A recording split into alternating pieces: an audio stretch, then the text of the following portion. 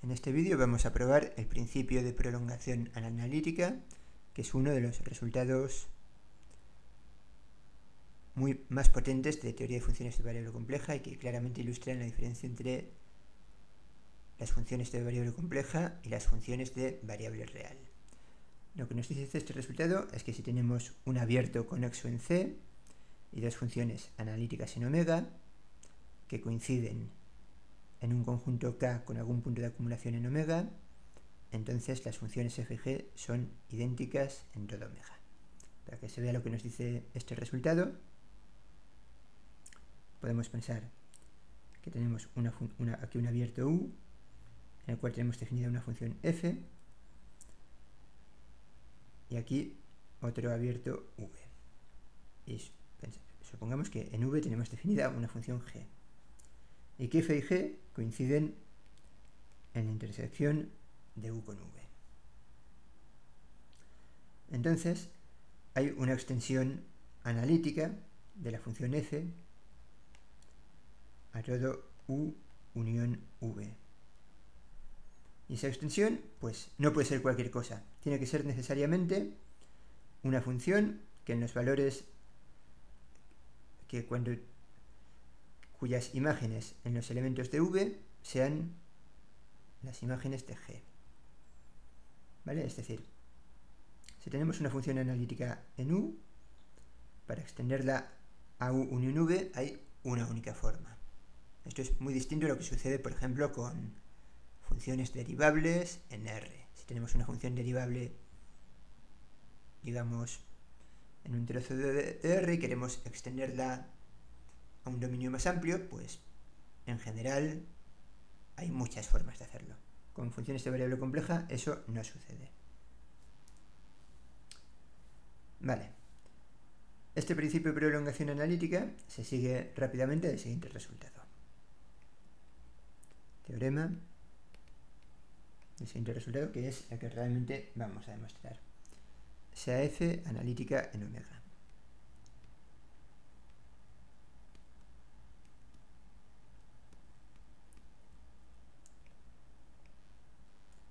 Sea f analítica en omega.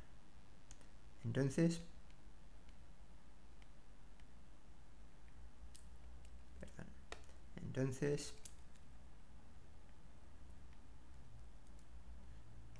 D, que lo defino como el conjunto de los puntos de omega en los que f se anula,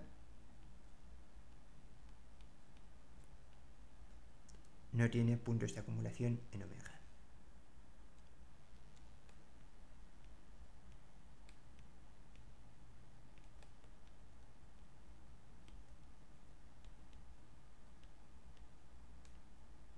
¿Vale? No tiene puntos de acumulación en omega. ¿Por qué el principio de prolongación analítica se sigue de este teorema? Bueno, bastaría considerar la función f menos g, ¿vale? Si en el principio de prolongación analítica consideramos f menos g, esta condición, que f sea igual a g en k, significa que f menos g es la función 0. Vale, perdón, aquí se me ha olvidado una hipótesis en el teorema, es que tenemos una función analítica no nula. ¿Vale? Tenemos una función f analítica en omega no nula. Entonces lo que nos dice el teorema que vamos a mostrar es que el conjunto de puntos de omega en los que la función se anula no tiene puntos de acumulación en omega. ¿Por qué el principio de prolongación analítica se sigue de este resultado? Porque si en el principio de prolongación analítica miramos la función f menos g, la hipótesis lo que nos dice es que f menos g es la función analítica 0 en un conjunto con puntos.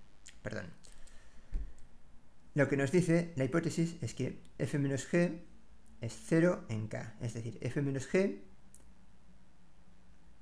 se anula en todos los puntos de k y k sí que tiene puntos de acumulación. Por este teorema, f menos g necesariamente debe ser la función 0, y así pues f será igual a g en omega. Por tanto, para demostrar el principio de prolongación analítica, basta demostrar este resultado sobre los ceros de una función analítica. Vamos con la demostración.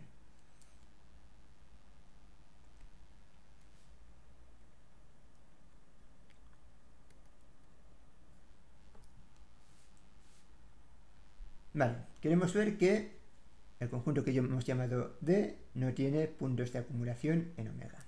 Supongamos que los tiene. Sea Z0 un punto de acumulación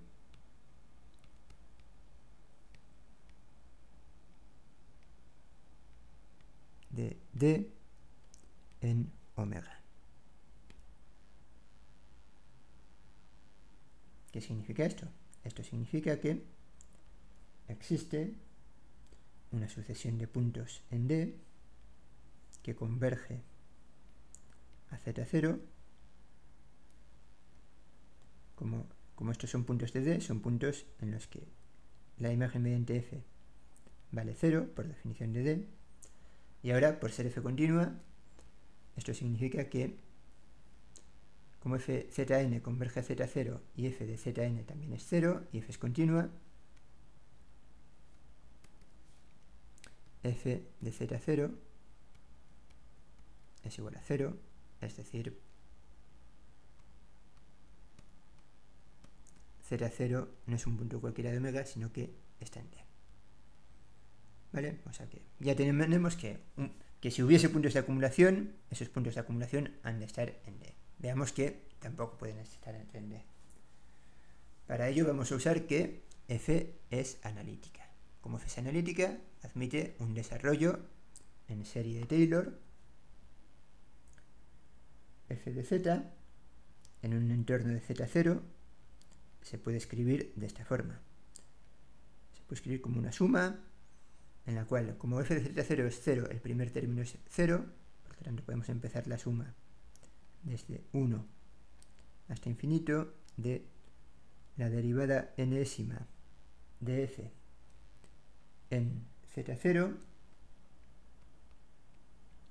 entre n factorial por z menos z0 a la n. Vale, ahora, como f no es la función idénticamente nula, sea k el menor índice tal que la derivada késima de f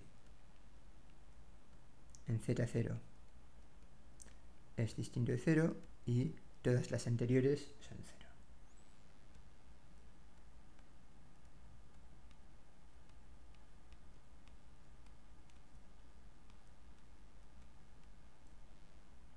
¿Vale? Ahora, ¿cómo podemos escribir nuestra serie? Pues ahora podemos escribir f de z, ¿vale? Que todas las derivadas anteriores a la késima sean 0, en z0, significa que los términos, los sumandos para n menor que k de esta suma son 0, y así pues podemos sacar factor común de todos. El z menos z0 a la k, le sacamos factor común de ¿qué? De la suma, cuando n va desde k hasta infinito, de la derivada enésima de f en z0 entre n factorial por z menos z0 elevado a ¿qué potencia? Hemos sacado fuera una potencia késima, luego dentro nos queda una potencia n menos késima. Desarrollamos esto un poco y esto es igual a z menos z0 a la k por, vamos a ver cuál es el primer sumando de esta suma. Cuando n es igual a k, nos queda derivada késima de z0 entre k factorial y luego por z menos z0 elevado a la 0, o sea que por 1. ¿Vale? Y luego más otra suma. Más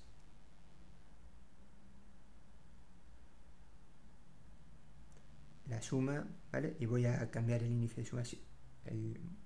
Bueno, voy a cambiar el índice de sumación, es más la suma cuando n va desde 1 hasta infinito de f derivada n más késima en z0 entre n más k factorial por z menos z0 a la n.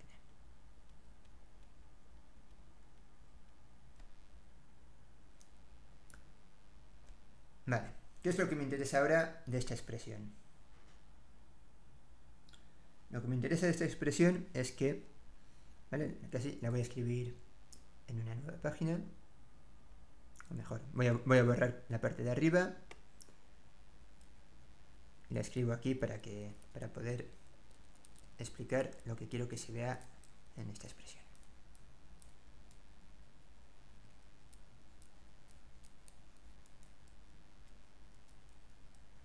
Tenemos que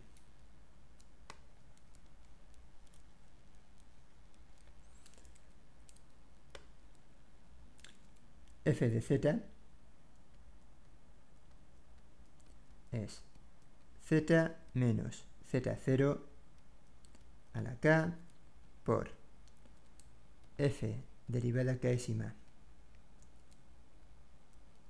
en z0 entre k factorial más la suma donde n va desde 1 hasta infinito de la derivada n más késima de z0 entre n más k factorial por z menos z0 a la n.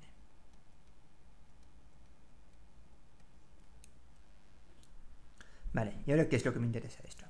Pues como decía, este número de aquí, esta derivada késima en z0 entre k factorial, es simplemente un número complejo distinto de 0.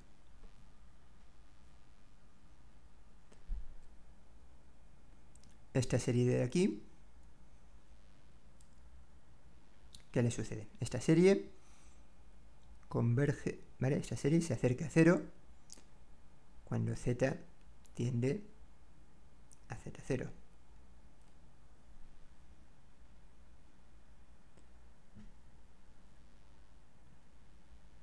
Por tanto,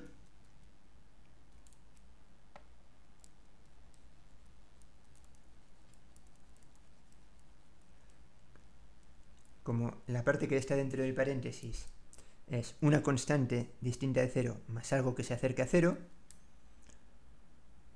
todo lo que está dentro del paréntesis es distinto de 0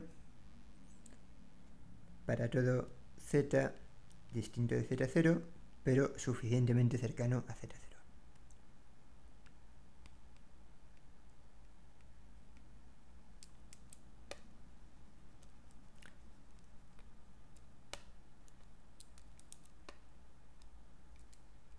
¿Vale? Es decir, siempre que estemos en un z que sea distinto de z0, pero esté suficientemente cerca, este valor de aquí va a ser algo distinto de 0. Y lo mismo sucede con este primer factor. Esto es distinto de 0 si z distinto de z0. Así pues, esto significa que f de z toma valores distintos de 0 siempre que z sea un número distinto de z0 y suficientemente cercano de z0. ¿Esto qué significa? Que f toma valores distintos de 0 en un entorno de z0 excluyendo el punto z0. ¿Y esto qué significa? Esto significa que z0 no es un punto de acumulación. Esto es una contradicción con lo que estábamos suponiendo de que z0 es un punto de acumulación. ¿Vale? Así pues, esta es la contradicción que queríamos. Esto es una contradicción con el hecho de que z0 es punto de acumulación.